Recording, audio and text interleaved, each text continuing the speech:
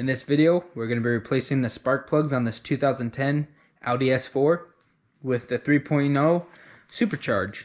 It should work for the non-supercharged version too. Basically, your firing order will be 1, 2, 3, 4, 5, 6. So what we'll do first is kind of remove our surrounding area so that we can get to our spark plugs. We'll go ahead and move this, and what you'll do is pop down these little tabs. So just kind of move it out like that. So some of the tools you'll need is a ratchet, T29 Torx, a socket for the spark plugs, a 7mm socket, and a 10mm socket for the coolant side. Any extension will probably help. So what we'll go ahead and do is take off these to our intake.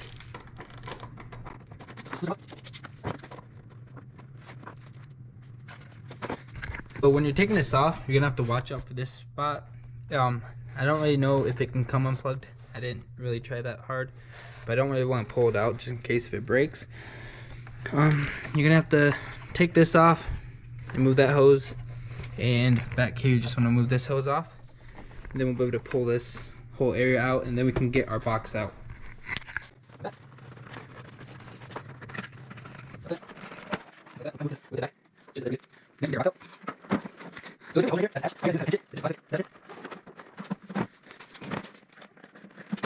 Just like that.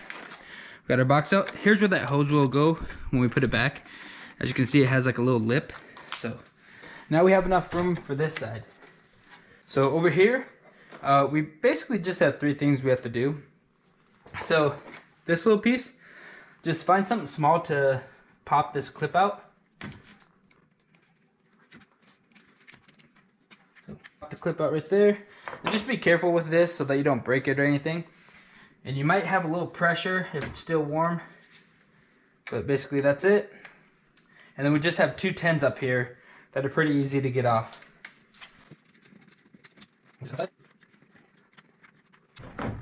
This is where we're going to need our T29 Torx. We have 2 little bolts right here that we'll have to take out. Be careful, don't drop them. We'll set those aside somewhere safe with our Torx. Bigger screwdriver, or any kind of screwdriver really. Because what you'll do is you'll pull this clip back a little, not too much, you can break it. And then we'll just go through and kind of pop it out. Just like that. Do it to all 3 of them before you try to attempt pulling them out. This last one's kind of hard to get. There we go. Now stuff is kind of tight, so just be gentle with it.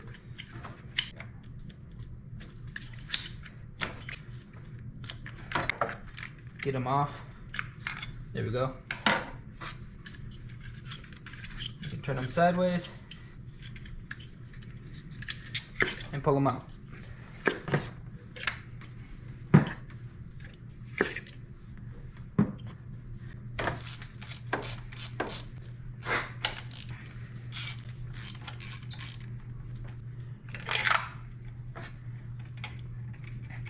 So here's kind of what our first one looks like.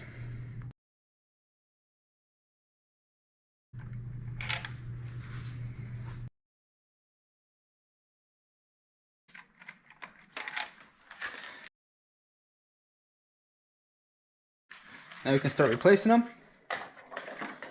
We're going to just put it in, and then turn it backwards a couple times, and then move forward. Just go straight out.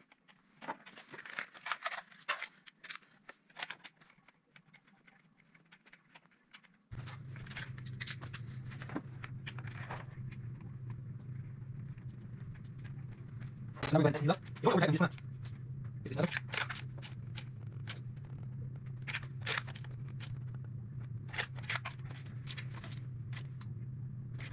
We're good. We'll go ahead and put our coil packs back on. Now when we do these, there's a certain way you want to do them kind of. So starting with our back, you just kind of want to tilt your wires up until they kind of fall into each other. Just like that. Push them down. It's going to pull up. Then your holes should line up right here for your Torx bolts. That'll let you know that you have them on there tight.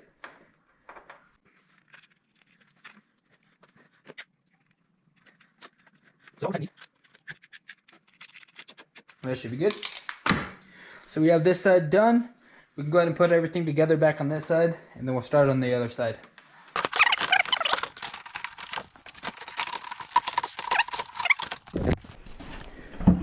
Now, you'll see there's these holes down here that the rubber parts will go into right there. You just kind of line them back up.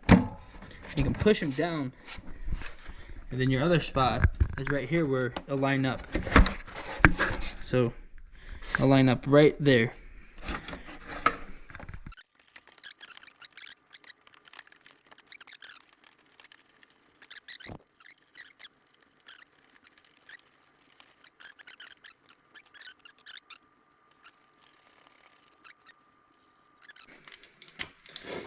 So we'll start with our Torx. I just kind of try to loosen up these two Torx bolts, our Torx screws.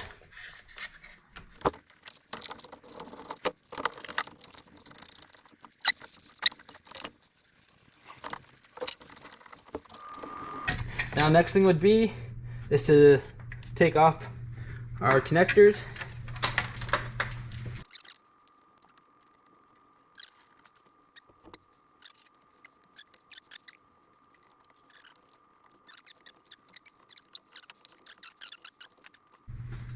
Yeah, so our number 5 has a little bit of oil.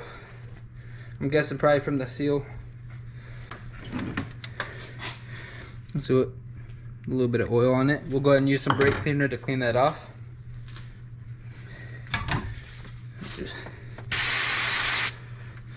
That was a mess. Wow.